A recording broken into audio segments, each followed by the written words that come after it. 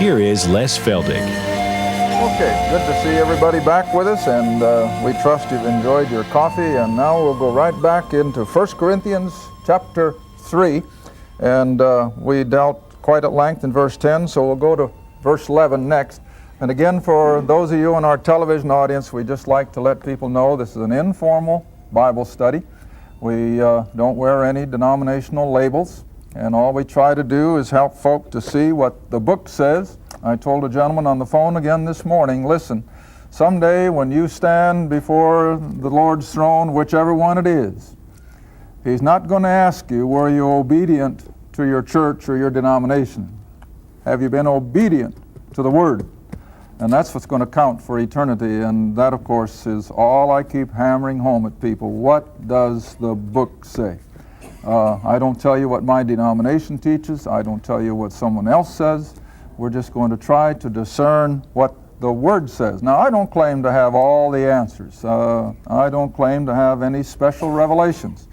But I think what I can agree to is that I teach much the same as most of our good fundamental men. The only difference is I make it in language that common people can understand. You know, I've done this with Iris. I've read some of these guys a paragraph while she's fixing breakfast, and I said, do you understand what he said, honey? And she says, no. I said, I didn't think so. I said, all he said and all I have to do is just put it in my terminology and it's understandable. And so this is all we try to do. We're not coming up with something way out in left field or far different from the mainstream, but we do want to make it understandable so that anybody can sit down for an evening and study their Bible, and it is the most enjoyable thing that you can do. Again, the other evening, I was just going to review a few things, and the first thing I knew, I was just chasing references, and 3 hours just go by like that. And if I could just get more people to realize that this is what is really interesting. It's got anything else in this world beat hollow. Okay, also have to remind you that all the past programs are available on videotape, and the little books are on the screen. And we're getting a lot of orders for these little books for birthdays and Christmas gifts and what have you, and that thrills us to no end. We don't make a dime on them, we lose a little. They cost us $5.34, and by the time we put postage on them, $6 does not cover it. But we're not in it to make anything, we just want the Word to get out. Okay, 1 Corinthians, enough for that.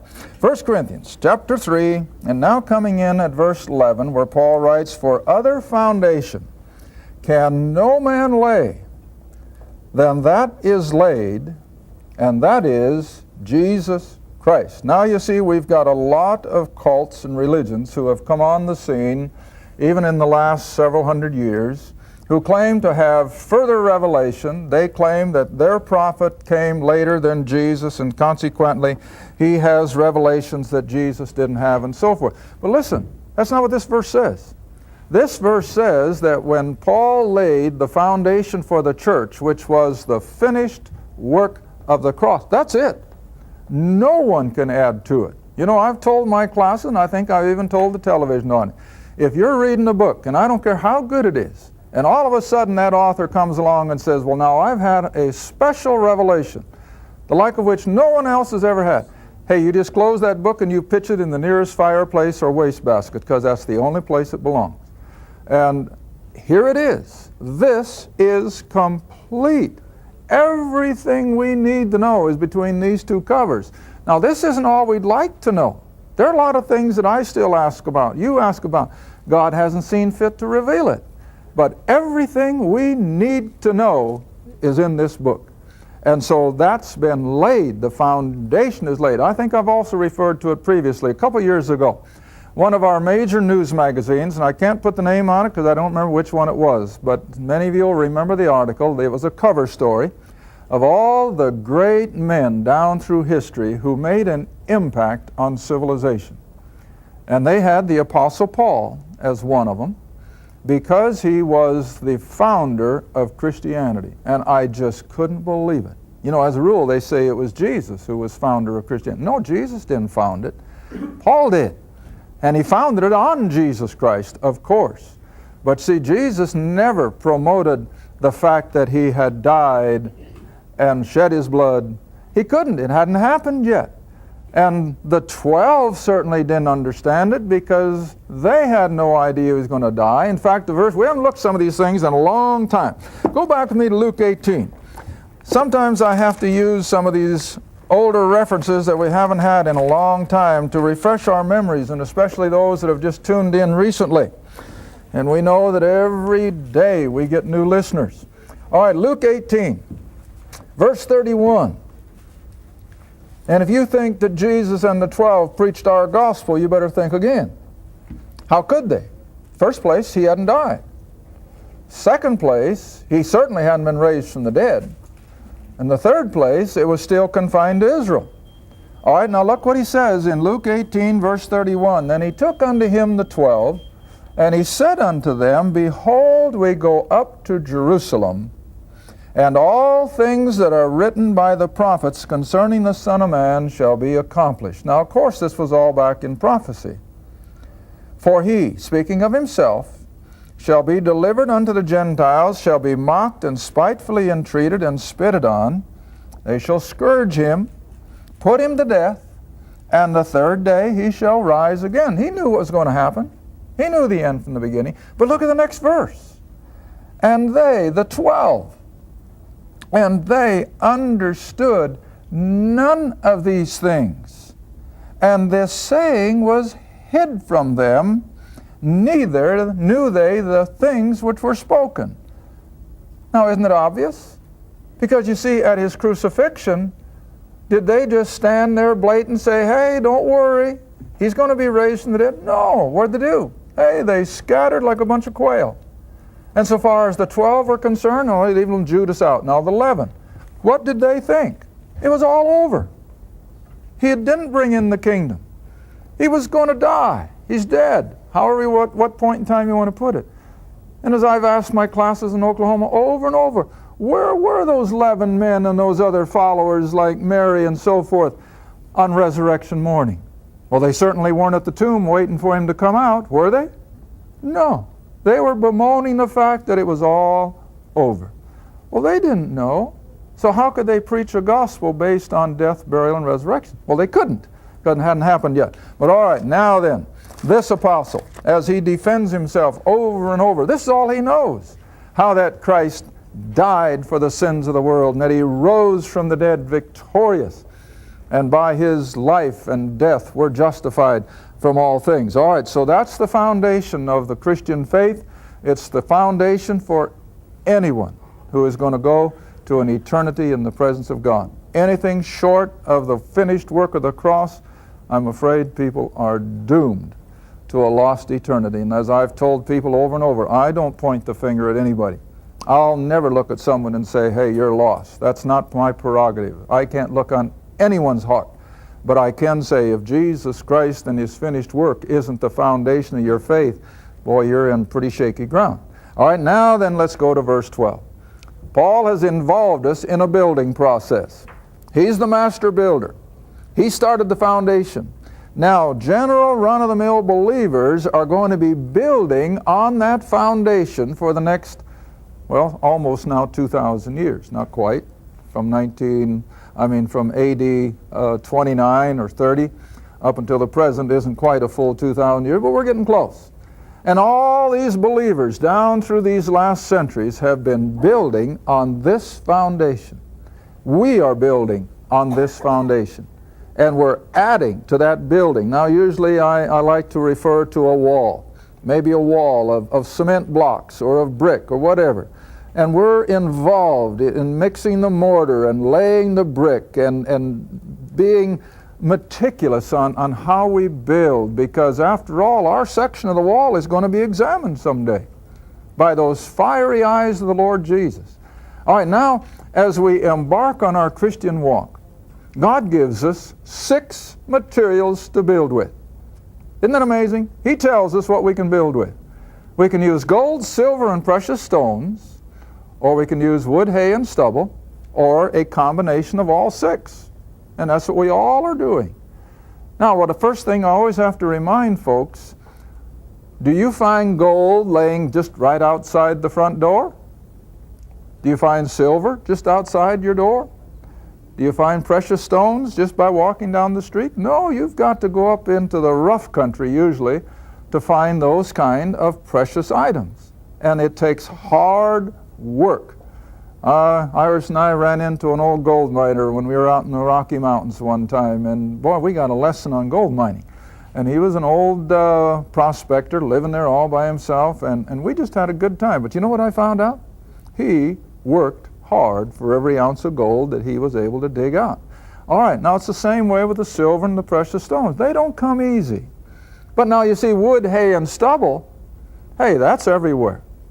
And you see, this is what most Christians are building with, because they're too lazy to get up and go out and work for those hard-to-get materials. All right, now let's look at it.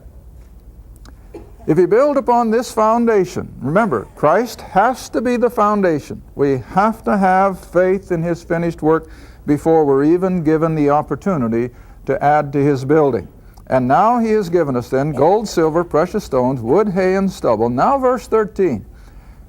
Every man's work shall be made manifest. Not the person who is working for his salvation, but the one who has salvation and is now working for reward. Now this is a graphic difference from what most of Christendom teaches.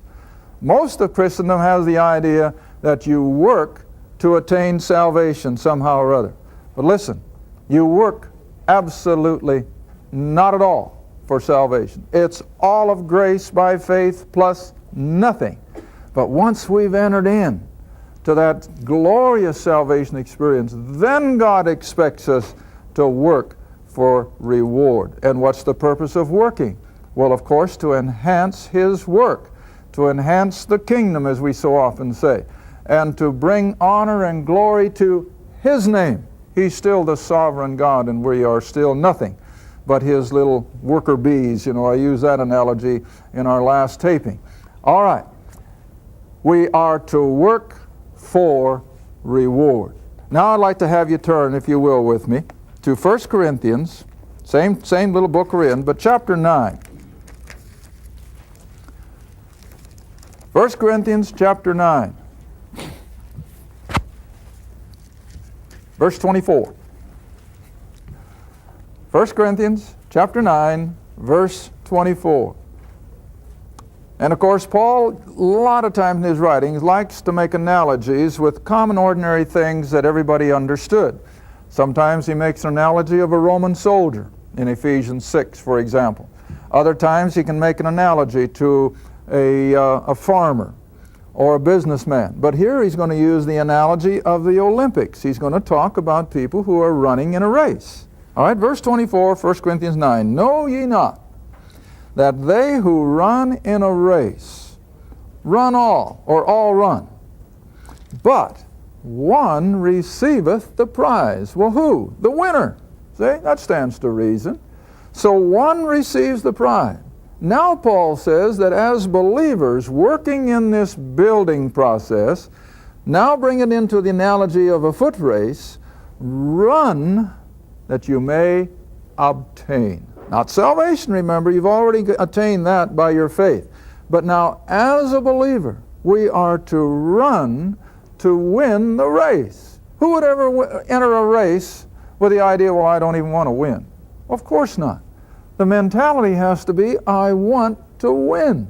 See? Now verse 25. Everyone that striveth for the mastery. What does that mean? To be first. See? To be the winner. Everyone that striveth for the mastery is temperate in all things. Now what does it mean to be temperate?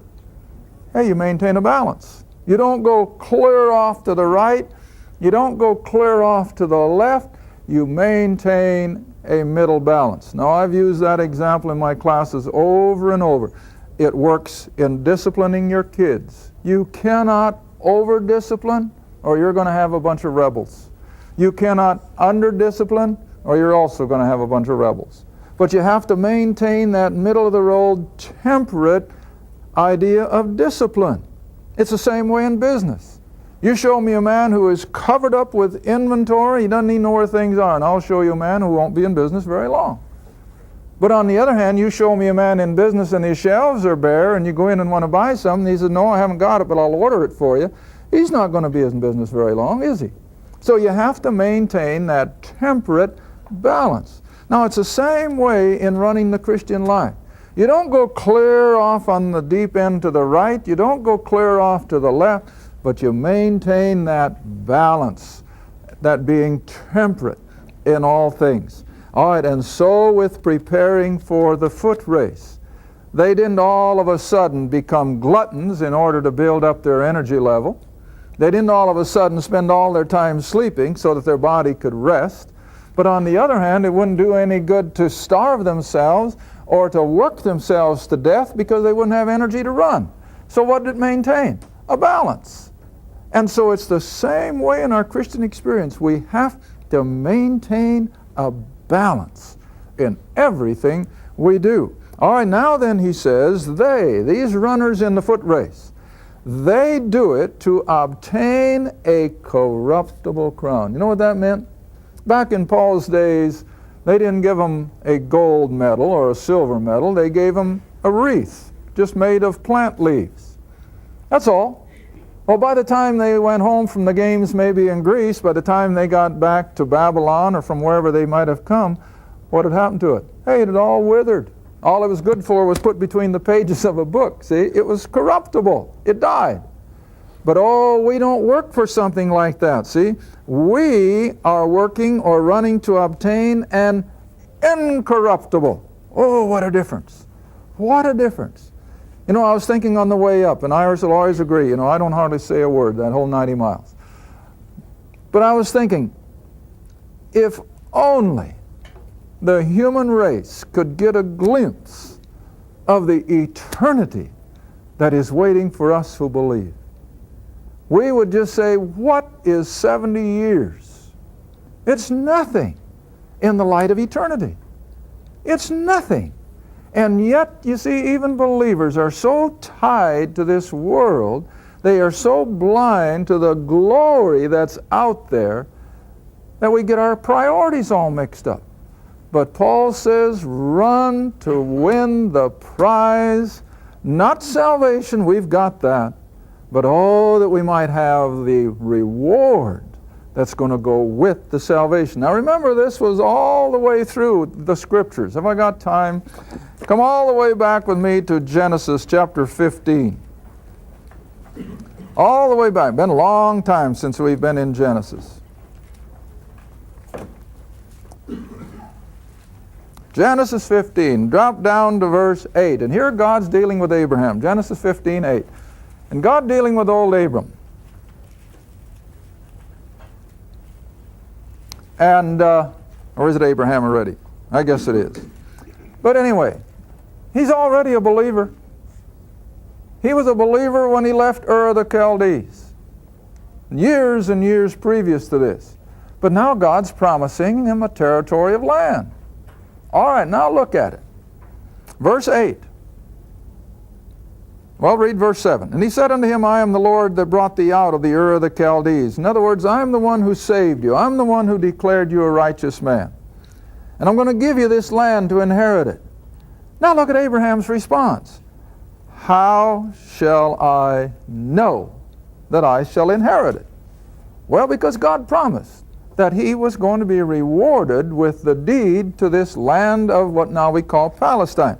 Now, I had another one that came through my mind just a moment ago. Oh, I bet I forgot it. But whatever. This whole concept of working for reward has been on the minds of believers from day one. That they're not just looking at salvation per se, but it's this idea that we're going to receive reward. Well, of course, I wasn't going to use this one, but you remember the people who had the talents? Remember the guy that had 10? And he went out and he made how many more? 10 more. And the one with 5 went out and made 5 more. But anyway, the lesson was, what did the Lord say?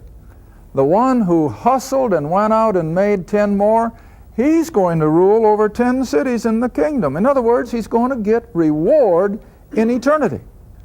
And it's the same thing for us, and I'm sure that that's what it's all going to boil down to, that our rewards are going to be levels of responsibility as we rule and reign with Christ. The person who's going to have nothing in the wall but wood, hay, and stubble, he's going to be there. We're going to see that in a minute. But he's not going to enjoy the benefits of reward. He's missed that, although he's going to be saved.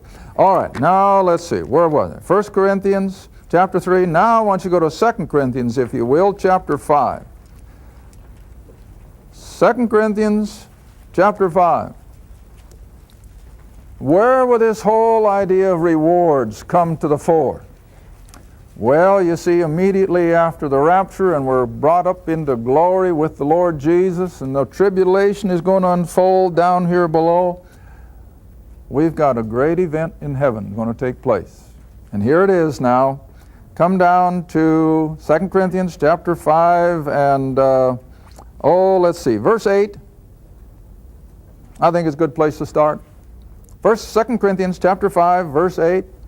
We are confident, I say, and willing rather to be absent from the body and to be present with the Lord. In other words, Paul says, I'd rather be able to move on. Wherefore we labor. See, there it is again. In this building process, he says, we labor, that whether present or absent, we may be accepted of him, not for salvation, but for reward. Now here comes verse 10. For we must all. Now remember, he's only talking to believers. This is not for the unsaved person at all. This is for the true believer. We must all appear before the judgment seat of Christ, that everyone may receive the things done in his body according to that he hath done, whether it be good or bad. Now that's not salvation being put in the balances, but what? Reward. Reward. Now the word judgment seat scares people, and I think it's an unfortunate translation. The correct term out of the Greek was the bema seat. And those of you who have been especially to the ruins of Corinth, that's one of the things the guide likes to show you, remember? They'll show you the bema seat. Well, all it is a raised podium, and it was the seat of the judges, where they would come to these various conclusions. Now, in the Olympic Games, the bema seat was set at the finish line. Here's the finish line, and the runners are coming by. Well, the judge of the bema seat would sit up here to determine who was first, who was second, who was third. See that? There is nothing in the bema seat judgment that involves our eternal destiny. That's settled. But the bema seat is going to determine how much reward. Now don't lose that.